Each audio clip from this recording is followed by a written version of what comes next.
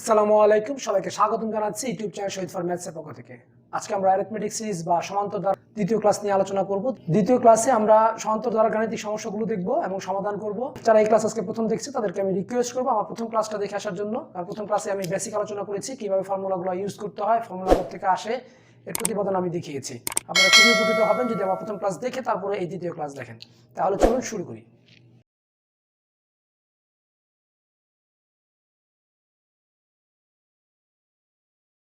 এখানে আমি চারটা ফর্মুলা লিখে রেখেছি, nতম পদ a + n - 1 * d, পদ সংখ্যা, সমষ্টি, গড়। এই চারটা ফর্মুলা দিয়ে আসলে আমি সমান্তর দ্বারা প্রত্যেকটা অঙ্ক করতে পারবো আশা করি ইনশাআল্লাহ। আজকে আমি 5টা অঙ্ক দেখাবো ইনশাআল্লাহ। এই অঙ্কগুলো যদি আমরা বুঝতে পারি তাহলে সহজেই সমান্তর দ্বারা যে কোনো অঙ্ক আসলে আমরা করতে পারবো। যেমন 1 নম্বর অঙ্ক বলেছে প্রথম 10টি স্বাভাবিক সংখ্যার গড় কত। তাহলে এখানে স্বাভাবিক সংখ্যা কি আমাদেরকে জানতে হবে। স্বাভাবিক সংখ্যা মানে ইংলিশে বলে ন্যাচারাল নাম্বার বা স্বাভাবিক সংখ্যা। আমার সংখ্যা নিয়ে আমার 3টা লেকচার আছে, রিয়েল নাম্বার বা বাস্তব সংখ্যা। আশা করি আপনারা যদি ওই ভিডিওটা দেখেন আপনারা উপকৃত হবেন। পুরো আই কার্ড থেকে আপনারা দেখে নিতে পারেন। বাস্তব সংখ্যার যতগুলো সংখ্যা আছে, পূর্ণ সংখ্যা, ন্যাচারাল নাম্বার, মানে স্বাভাবিক সংখ্যা, মূলদ সংখ্যা, অমূলদ সংখ্যা, এগুলো কি আমি বিস্তারিত আলোচনা করেছি। সংখ্যা নিয়ে আপনাদের আর কোনো কনফিউশন থাকবে না যদি আপনারা আমার এই বাস্তব সংখ্যার লেকচার আপনারা দেখে নেন।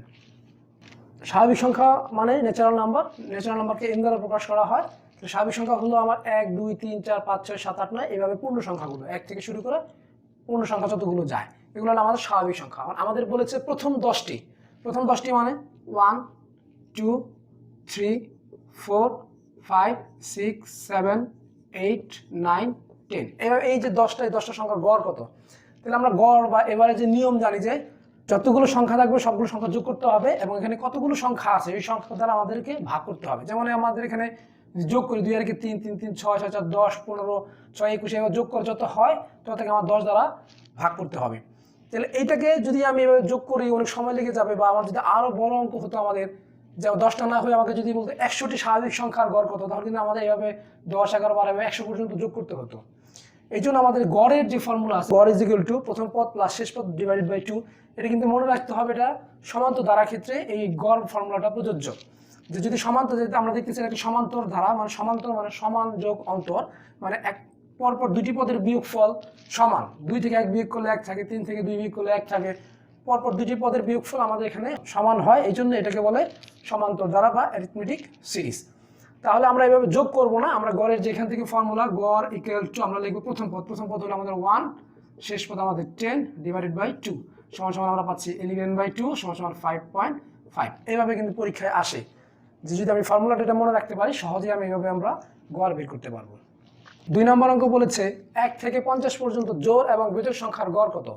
তাহলে 1 থেকে 50 পর্যন্ত আমি আগে জোড় যদি বের করি, 1 থেকে 50 পর্যন্ত জোড় সংখ্যা কি কি, 2 একটা জোড় সংখ্যা, 4 6 8 10, এইভাবে জোড় সংখ্যা হবে আমাদের 50 একটা আমাদের জোড় সংখ্যা।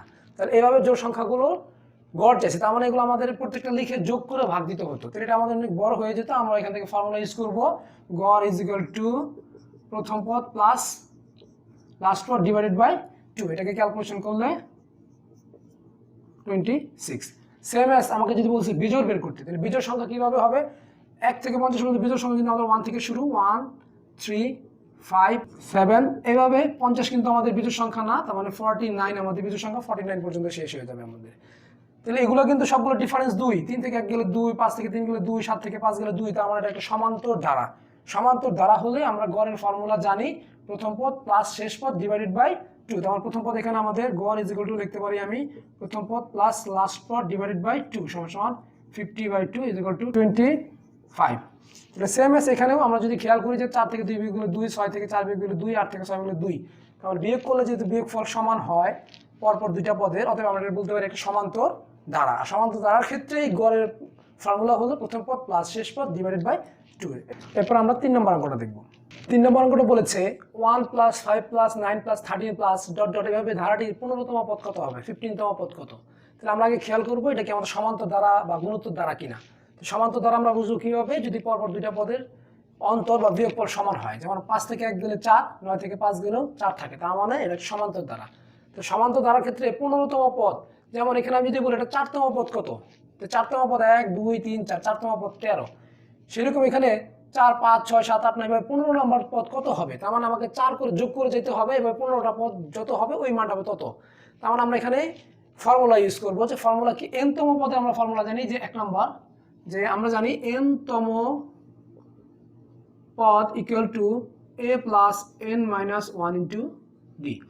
তাহলে আমাদের চেয়েছে 15, এর জায়গায় জাস্ট আমরা লিখবো 15 তম পদ ইকুয়াল টু হবে a মানে প্রথম পদ, আমি ফার্স্ট লেকচারে আলোচনা করেছি, মানে প্রথম পদের মান হলো a ইজ ইকুয়াল টু, আমি যদি এখানে সাইড নোট লিখি a is equal two 1, d is equal two difference 5 minus 1 is equal two 4। তার মানে আমি এখানে লিখতে পারি এর মান 1 প্লাস n এর মান কত, এই যে n তম পদ এখানে 15 লিখেছি, তার মানে 15 মাইনাস 1 ইন্টু d এর মান কত 4, তার মানে 1 প্লাস 14 ইন্টু 4, তাহলে 1 প্লাস 16 6 4 কি 56 ওকে 57। তার মানে আমি যদি এভাবে 4 করে যোগ করতে থাকি, যোগ করতে করতে আমার 15 নম্বর পদ আমি যদি কাউন্ট করি 1 2 3 4 5 6 7, এভাবে 15 নম্বর পদে গিয়ে আমি পাবো অবশ্যই 57, এটা আমরা পাবো। এভাবে আমরা ফর্মুলার সাহায্যে অঙ্কগুলো করবো। আমি কিন্তু এই একটা প্রমাণ, এই একটা ব্যবহার, দুইটার ব্যবহার দেখিয়েছি, এরপর আমি বাকিগুলো ব্যবহার দেখবো। এই 4টার ব্যবহার যদি আমরা জানতে পারি তাহলে সমান্তর ধারার প্রত্যেকটা অঙ্ক আমরা করতে পারবো ইনশাআল্লাহ। চলুন 4 নাম্বারটা দেখি। 4 নাম্বার অঙ্ক বলেছে 5 যোগ 8 যোগ 11 যোগ 14 যোগ এভাবে যদি চলতে থাকে তাহলে ধারাটির কোন পদ 302 হবে। তার মানে আমাকে আগে দেখতে হবে, এটা চেক করতে হবে কোন ধারায় পড়েছে এটা। যেমন 8 থেকে 5 বিয়োগ করলে 3, 11 থেকে 8 বিয়োগ করলে 3, 14 থেকে 11 বিয়োগ করলে 3। তার মানে বিয়োগ করলে যেহেতু আমাদের ডিফারেন্স সমান হচ্ছে, তার মানে এটা আমাদের সমান্তর ধারা। সমান্তর ধারার যদি এভাবে 3 করে বাড়তে থাকে, বাড়তে বাড়তে এক সময় আসবে 302, তো আমাদের বলতে হবে যে 302 কোন পদে আছে। যেমন আমি যদি বলি এখানে 14 এই সংখ্যাটা কোন পদে আছে, তাহলে 14 সংখ্যাটা আমাদের আছে এখানে 1 2 3 4, 4 মানে 4 নাম্বার পদে আমার 14 আছে। সেটাকে আমাদের বের করতে হবে যে 302 কোন পদে আছে। যদি এরকম চায় তাহলে আমাদেরকে ধরে নিব, আমরা যে ধরি n তম পদ 302, তার মানে আমি ধরলাম যে এই 302 এই পদটা আছে n তম পদে গিয়ে। আর আমরা n তম পদ ইজ ইকুয়াল টু জানি কি, আর আমরা n তম পদ ইজ ইকুয়াল টু ফর্মুলা জানি a plus n minus 1 into d। তার মানে এটাও আমরা n তম পদ পেয়েছি, আর একটা ফর্মুলা থেকে আমরা পেয়েছি n তম পদ হলো এটা। তার মানে এইটা আর এটা সমান হবে, তার মানে a plus n minus 1 into d is equal two আমি লিখতে পারি 302। তাহলে এখান থেকে a এর মান কত, এর মান আমরা জানি a ইজ ইকুয়াল টু 5, এই যে 5, আর d is equal two 8 minus 5 is equal two 3। তার মানে এর মান আমি বসাবো 5 প্লাস n মাইনাস 1, d এর মান 3 ইজ ইকুয়াল টু 302।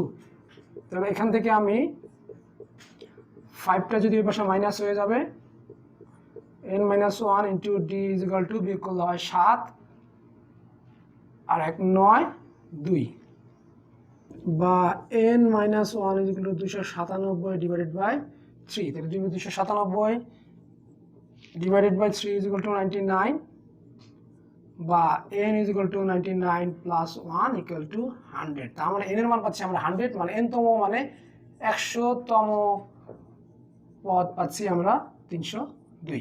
তার মানে এই সিরিজে যদি এভাবে 3 করে বাড়তে থাকে তাহলে 100 নাম্বার পদে গিয়ে যদি আমরা কাউন্ট করি 1 2 3 4, এভাবে 100 নাম্বার পদে গিয়ে আমরা 302 পাবো। আমি কিন্তু দেখাচ্ছি যে যে ফর্মুলাগুলো আছে 4টা কিভাবে কোন অঙ্কে ইউজ করতে হবে। আমরা যদি এগুলো ভালোভাবে বুঝতে পারি সমান্তর ধারার যে কোনো অঙ্ক আসলে আমরা ইনশাআল্লাহ পারবো। তাহলে চলুন আমরা 5 নাম্বারটা দেখি। 5 নম্বর অঙ্কটা বলেছে 1 plus 5 plus 9 plus dot dot dot plus 81 equal to what. এটা মানে বুঝিয়েছে যে ইকুয়াল টু হোয়াট মানে যে এই কয়টা পদের যোগ করলে কত হবে, মানে ইকুয়াল টু 1 মানে সামেশন, প্লাস সামেশন করলে আমাদের কত হবে। যেমন আমি যদি বলি 2 যোগ 3 ইকুয়াল টু কত, তার মানে এর দুটোকে আমাকে যোগ করতে হবে, মানে 5, অ্যান্সার হবে 5। সেম এস এখানে আমাদের যোগ করতে হবে। এখন এখানে প্রত্যেকটা ডিফারেন্স কত করে, 5 থেকে 1 গেলে 4, 9 থেকে 5 গেলে 4, তার মানে এটা সমান্তর ধারা এবং 4 করে ইনক্রিজ হয়েছে। আমি যে 4 করে বাড়তে বাড়তে এক সময় আসবে আমার 81 আসবে।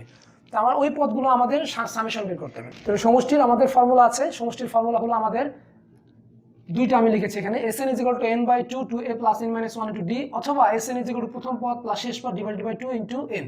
n মানে পদ সংখ্যা বা নাম্বার অফ টার্ম, মানে পদ সংখ্যা কত। তাহলে আমি দুইটার যে কোনো একটা ইউজ করলেই হবে, কিন্তু এখানে লক্ষণীয় যেটা যে পদ সংখ্যা, যে n যে পদ সংখ্যা, এই যে n নাম্বার অফ টার্ম, এই পদ সংখ্যা কিন্তু এখানে নাই। পদ সংখ্যা বলতে এখানে কয়টা পদ আছে, যেমন আমি যদি বলি এখানে 9 পর্যন্ত কয়টা পদ আছে, তো 9 পর্যন্ত আছে আমার 1 2 3টা পদ। সেম as 81 পর্যন্ত আমাদের কয়টা পদ আছে এটা আমরা জানি না, আমাদের আগে পদ সংখ্যা বের করতে হবে আগে।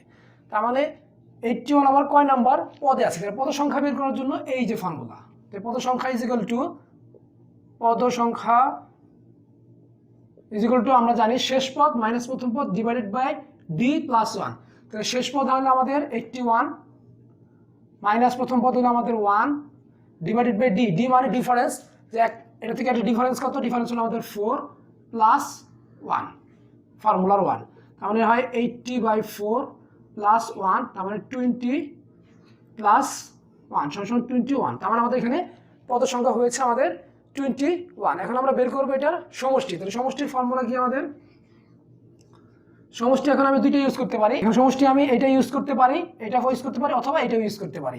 তো যদি আমি নিচেরটা ইউজ করি, প্রথম পদ কত আমাদের 1, শেষ পদ কত 81 ডিভাইডেড বাই 2 ইন্টু n মানে পদ সংখ্যা, এই যে n মানে পদ সংখ্যা, তার পদ সংখ্যা আমরা পেয়েছি কত 21, এটি হলো আমাদের n এর মান। তাহলে এখানে হলো আমাদের 21। তার মানে এটা করলে কত হয় 82 ডিভাইডেড বাই 2 ইন্টু 21, তাহলে এটা করলে হয় 41। তার মানে এটাকে গুণ দিলে হয় আমাদের 861। আমি এটা আগেই ক্যালকুলেশন করেছি, 41 আর 21 গুণ দিলে 861, আপনারা করে দেখতে পারেন। তাহলে 861, তার মানে সমষ্টি পাচ্ছি আমরা 861। তাহলে আমরা সমষ্টির আমরা এই ফর্মুলাটাও ইউজ করতে পারি, অথবা এখানে যদি আমরা n এর মান 21 ডিভাইড বাই 2 এইভাবে করি, ওইটাও আমরা এভাবেও 861 পাবো। কিছু কিছু অঙ্কে আমাদেরকে সমষ্টি এটাই ইউজ করতে হবে, তাছাড়া কিন্তু হবে না। আমি নেক্সট ক্লাসে ইনশাআল্লাহ যে এটা দিয়ে যে কিভাবে করতে হয় এটা আমি দেখাবো। আজকে এই 5টা অঙ্ক আমরা বারবার প্র্যাকটিস করবো, এই রিলেটেড যতগুলো অঙ্ক আছে আমরা চেষ্টা করবো বারবার প্র্যাকটিস করার জন্য, যাতে এই ফর্মুলাগুলোর কনসেপ্ট ক্লিয়ার হয়ে যায়, এবং এই নিয়ে যতগুলো অঙ্ক আছে আমরা করার চেষ্টা করবো। তাহলে আজকে এই পর্যন্তই। আমার এই ক্লাস যদি আপনাদের ভালো লেগে থাকে তাহলে অবশ্যই সাবস্ক্রাইব করবেন এবং বেল আইকনটিতে প্রেস করবেন, কারণ বেল আইকনটি আপনারা যদি প্রেস না করেন তাহলে পরবর্তী ভিডিও আপলোড দেওয়ার সাথে সাথে আপনারা কোনো নোটিফিকেশন পাবেন না। আর যদি এই ভিডিও ভালো লেগে থাকে তাহলে অবশ্যই লাইক, শেয়ার এবং কমেন্ট করতে ভুলবেন না। তাহলে ভালো থাকবেন, সুস্থ থাকবেন, আল্লাহ হাফেজ।